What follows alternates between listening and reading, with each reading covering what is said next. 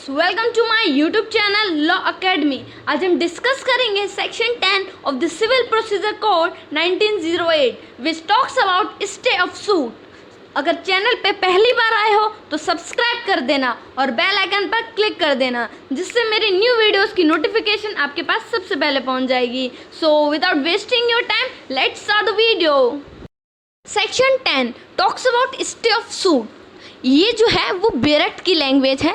इस बेरट की लैंग्वेज को समझने से पहले हम इसका थोड़ा मीनिंग ओवरव्यू लेते हैं। इसका मीनिंग को समझने से पहले हम एक और बात समझते हैं कि स्टे ऑफ सूट सेक्शन 10 जो है, इसको कभी कभी रेस सब जुडाइज भी बोलते हैं। ऐसा क्यों? इसका रीज़न है, रेस सब जुडाइज जो है एक डॉक्ट्राइन है जिसका मीनिंग है stay of suit.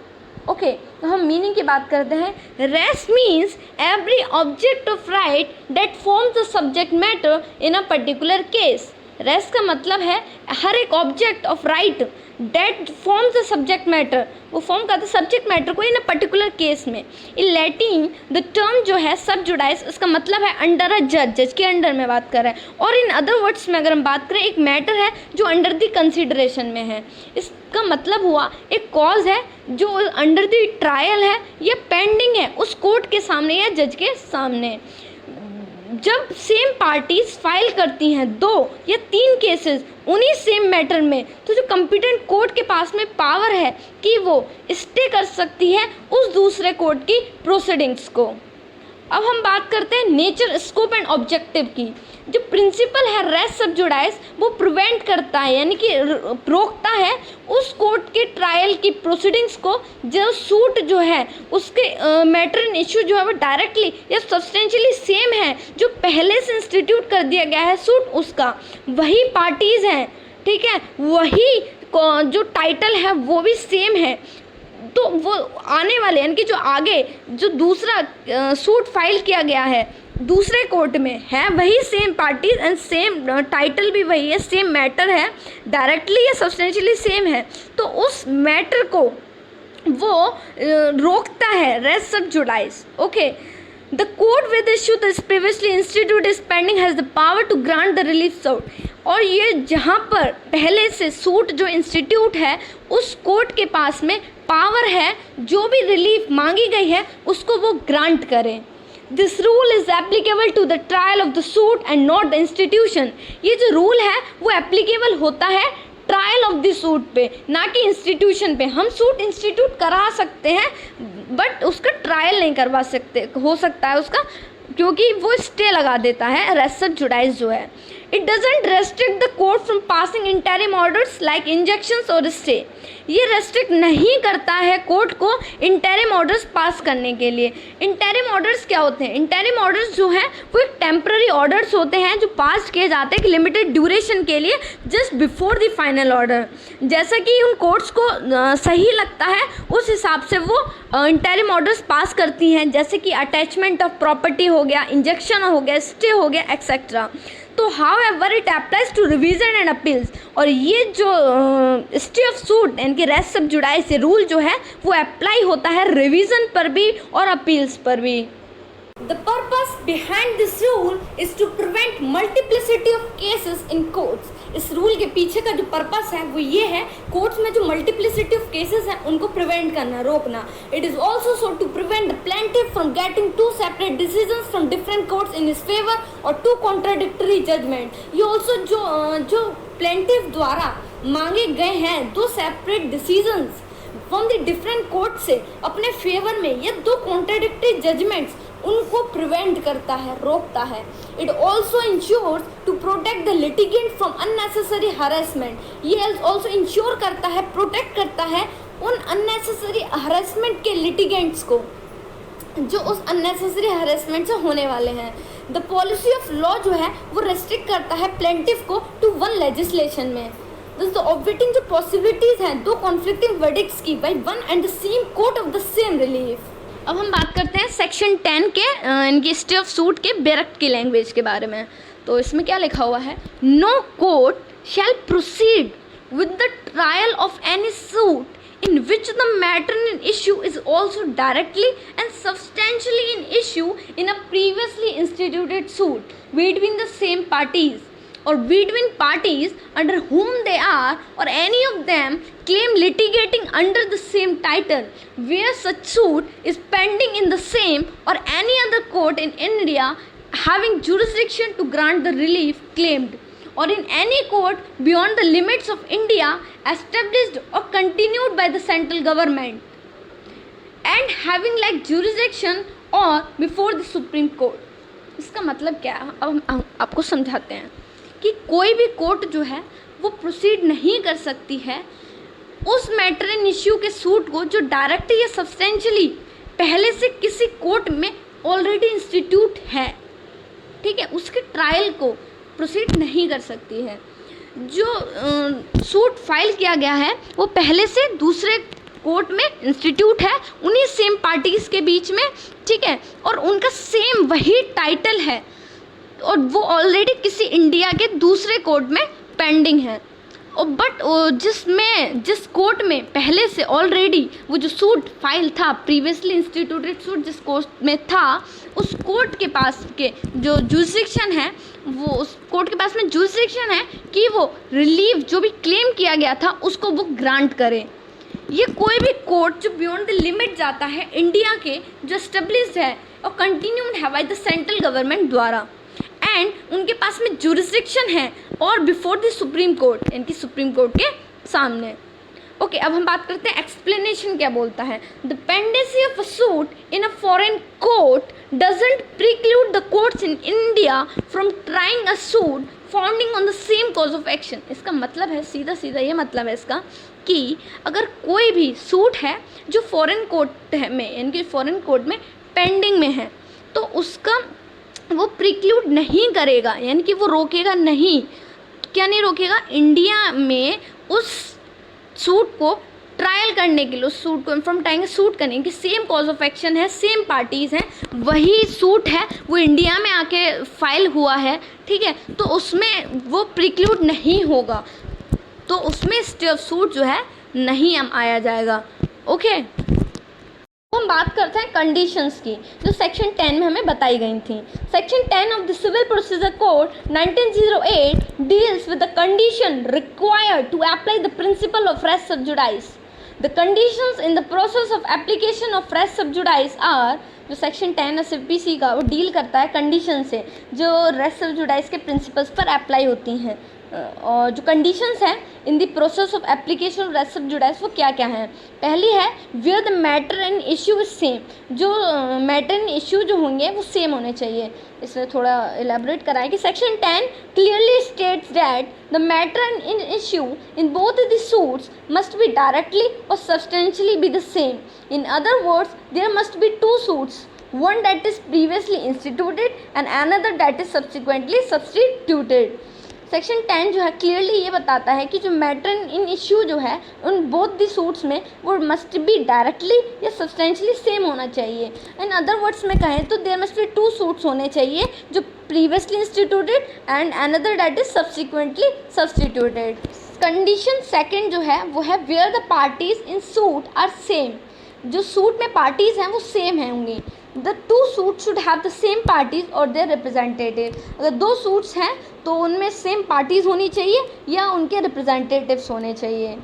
Third condition है where the title of the suit is same, जो टाइटल होगा ऑफ द बोथ सूट्स का, यानी कि जो दोनों सूट्स का टाइटल जो है for which the parties are litigating वो should also be same. Okay, condition 4 है where the suit must be pending, जो सूट जो है और मस्ट बी पेंडिंग, यानी कि पेंडिंग होना जरूरी है उसमें, ठीक है। The former suit must be pending in the court while the latter suit is instituted. Former suit must be pending होना चाहिए कोर्ट में जब दूसरा सूट जो है इंस्टीट्यूट किया जाए। द वर्ड पेंडिंग जो है for the previously instituted suit की बात कर रहा है, और जो वेयर द फाइनल डिसीजन जो है अभी तक आया ना हो, यानी कि जहाँ पे ऑलरेडी सूट फाइल किया गया था पहले से, वहाँ का अभी तक फाइनल डिसीजन भी नहीं आया हो। अब हम बात करते हैं condition number 5 in a competent court. Section 10 also specifies that the former suit must be pending before a court which is competent to carry out the trial. If the former suit is pending before an incompetent court, no legal effects can flow from it. इसका मतलब ये है कि section 10 जो है specify करता है कि जो फॉर्मर सूट जो होगा वो पेंडिंग होना चाहिए एक कम्पिटेंट कोर्ट में जो उसके ट्रायल को कैरी आउट कर सके। अगर कोई फॉर्मर सूट जो है वो इनकम्पिटेंट कोर्ट के सामने है तो कोई भी लीगल इफेक्ट नहीं होगा फ्रॉम इट उससे। Okay, the moment the above conditions are satisfied, a court cannot proceed with the subsequently instituted suit since the provision contained in section 10 are mandatory and the court cannot exercise its discretion. The order of stay can be made at any stage of the proceedings. ये जो हमने ऊपर जो अब conditions जो पढ़ी थी उससे सेटिस्फाइड है तो एक कोर्ट जो है वो कैन नॉट प्रोसीड नहीं कर सकती है सब्सिक्वेंटली इंस्टीट्यूटेड सूट से सिंस जब तक कि उसका जो प्रोविज़न कंटेंट नहीं आता सेक्शन 10 में। और ये क्वेश्चन भी पूछा जाता है कि सेक्शन 10 का जो 10 जो प्रोविज़न जो है ये डिस्क्रेशनरी है इन नेचर में या मैंडेटरी है। तो इसका आंसर याद रखना कि जो सेक्शन 10 जो है वो मैंडेटरी है इन नेचर में। ओके, एंड जो mandatory okay and the court can not exercise it discretion, और कोर्ट जो है एक्सरसाइज नहीं कर सकते उसके डिस्क्रेशन को। जो ऑर्डर है स्टे का वो कैन बी मेड, कभी भी बन सकता है, किसी भी स्टेज पे बन सकता है उसकी प्रोसीडिंग्स के, यानी कि ऑर्डर ऑफ स्टे जो है कैन बी मेड बन सकता है उस प्रोसीडिंग्स के किसी भी स्टेज पर। ओके, एक केस है Neeta versus Shiv Dayal Kapoor and others. In this case, the court held that the subsequent matter cannot be stayed if the condition mentioned in section 10 are not fulfilled.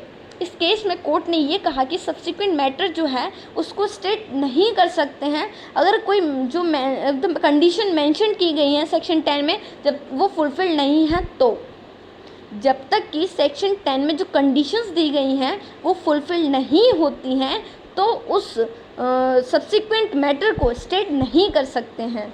In the apparent case की बात करें तो 2 courts हैं जो try करती हैं same issues को but not the courts having concurrent jurisdiction, लेकिन कोर्ट्स के पास में उनका कंकरेंट जुरिसडिक्शन नहीं है तो देयरफॉर जो प्रोसीडिंग्स हैं इन दी सब्सिक्वेंट कोर्ट में वो स्टेट नहीं होंगी। ओके, हम बात करते हैं suit pending in foreign court. ये हमने एक्सप्लेनेशन में हमने पढ़ लिया था, थोड़ा सा और क्लियर करते हैं इसको। The explanation clause of section 10 clearly provides that there is no limitation on the power of an Indian court to try a subsequent instituted suit if the previously instituted suit is pending in a foreign suit. This also means that the cases can be carried on simultaneously in 2 courts. जो explanation clause है section 10 का वो clearly provide करता है कि कोई भी limitation नहीं है उन इंडियन कोर्ट की पावर पर जो वो ट्राई कर सकती है सब्सिक्वेंट इंस्टीट्यूटेड सूट को अगर कोई प्रीवियसली इंस्टीट्यूटेड सूट जो है वो पेंडिंग हो इन अ फॉरेन कोर्ट में। ठीक है, इसका दिस ऑल्सो मीन्स ये है कि जो केसेस हैं वो साइमल्टेनियसली 2 कोर्ट्स में कैरी ऑन हो सकते हैं। हम बात करते हैं कंसोलिडेशन ऑफ सूट्स की।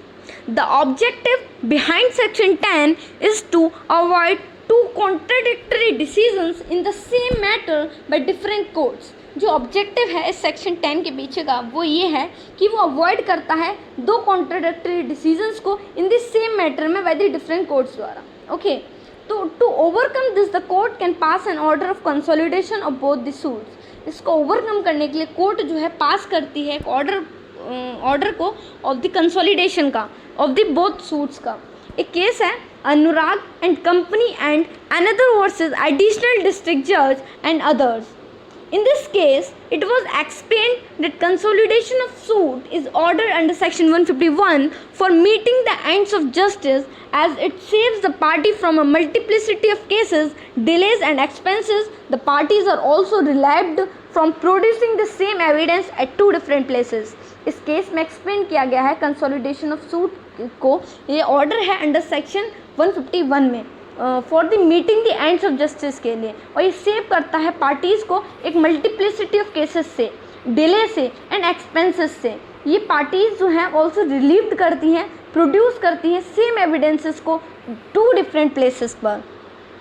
ओके तो हम बात करते हैं कंक्लूजन की कि कंक्लूजन क्या निकल कर आया। Res sub judice as a doctrine has the main purpose of reducing the burden of courts from evidence cases, यानी कि multiplicity of cases। Res sub judice जो है एक डॉक्ट्राइन है जिसका मेन पर्पस है जो कोर्ट्स के पास में जो बर्डन है उसको रिड्यूस करता है उन एविडेंसेस केसेस से। In other way, it also reduces the burden of the parties to adduce oral or written evidences twice in different courts। In other way में ये ऑल्सो रिड्यूस करता है उन पार्टीज़ के बर्डन को भी जो एड्यूस करते हैं ओरल और रिटन एविडेंसेस को दो बार इन डिफरेंट कोर्ट्स में। ये इट ऑल्सो अवॉइड करता है उन कॉन्फ्लिक्टिंग डिसीजंस को एंड मेक श्योर टू करता है मिनिमाइज को waste of resources of courts को। तो कोर्ट हैव एक्सरसाइज करती है पावर्स से एंड पुट अ स्टे लगाती है ऑन द सब्सिक्वेंट सूट पर। The people who try to misuse their right in order to get double benefit are looked after through this principle. Thank you so much for watching my video. If anybody have any queries regarding my videos, then put in the comment box. I will definitely giving reply to all of you. And keep sharing my videos to your friends and also to subscribe my channel. अगर video पसंद आए तो like कर देना।